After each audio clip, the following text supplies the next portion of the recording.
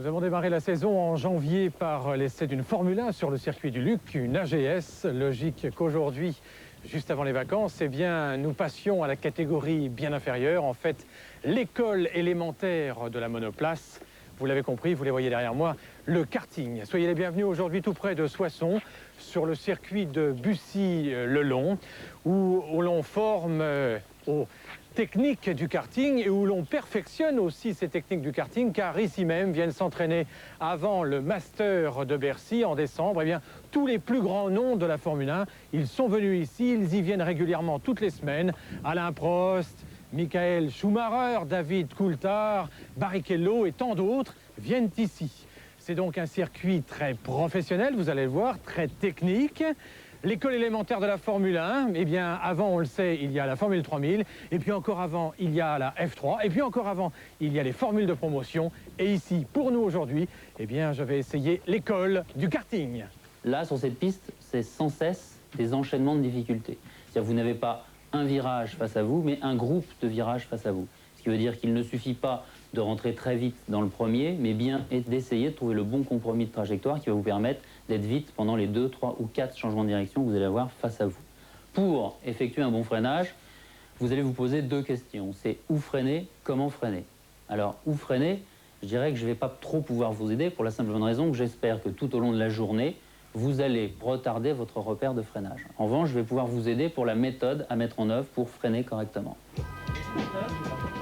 Commencer par apprendre à freiner alors que l'on vient sur une piste avec la seule idée en tête d'aller vite et très vite, a priori, ça ne paraît pas tout à fait logique. Et cependant, freinage, décélération, accélération, bah c'est le B à bas du circuit. Et puis on se met en tête une bonne fois pour toutes qu'on freine avec le pied gauche. Le kart, ça va tellement vite que les ravitaillements, on les fait même en roulant.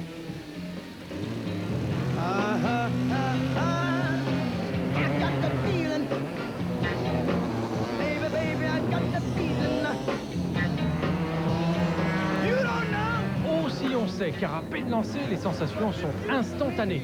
Les fesses au ras du sol à 120 km/h, ces diaboliques petites machines vous font remonter des vibrations dans toute la moelle épinière. Ça remue, ça secoue, ça cogne et ça bouscule et c'est scotché au bitume. Enfin, il y a des limites. En tout cas, nécessité de passer à la leçon 2. Donc ici, on freine en ligne et on effectue une bonne partie du freinage en étant en roue droite. On sait que quand on est roue droite, si on utilise les freins même trop fort, on ne va pas partir en tête à queue. Il y a un freinage à faire de 100 à 50, il faut le faire. Si vous le faites le plus possible en ligne, vous allez le faire dans un laps de temps court. Si vous le faites de plus en plus façon rallyman en virage, il va prendre beaucoup plus de temps. Donc vous allez tarder à pouvoir remettre une accélération. Privilégiez plutôt les remises en vitesse que les entrées un petit peu périlleuses. Là, on essaye d'utiliser son frein pour faire pivoter un petit peu l'arrière autour de l'avant. C'est ce qu'on appelle la dynamique du train arrière. Pour se retrouver ici, avec le volant quasiment droit, en ayant effectué 70-80% du changement de direction.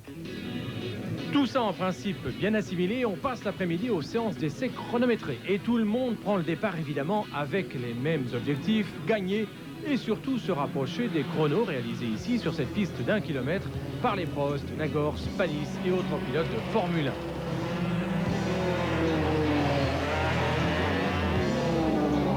Les meilleurs temps sont ensuite logiquement opposés en demi-finale et finale. La méthode, si elle ne peut bien sûr s'adresser qu'à des groupes et non à des clients individuels, est en revanche hyper efficace. D'abord, tout le monde se connaît. Ensuite, ce sont en général des stages offerts par les entreprises.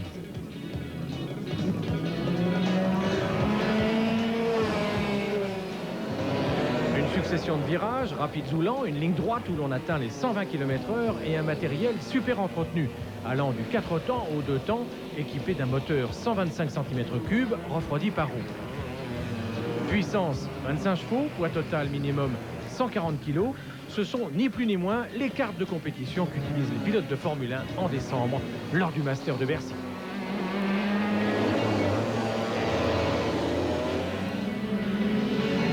Alors, le karting, si vous ne connaissez pas encore, allez-y et vous serez tellement accro que vous comprendrez rapidement pourquoi. La leçon numéro 1, c'est le freinage.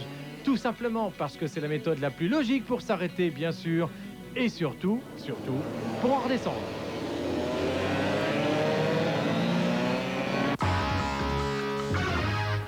Tout de suite après la pub.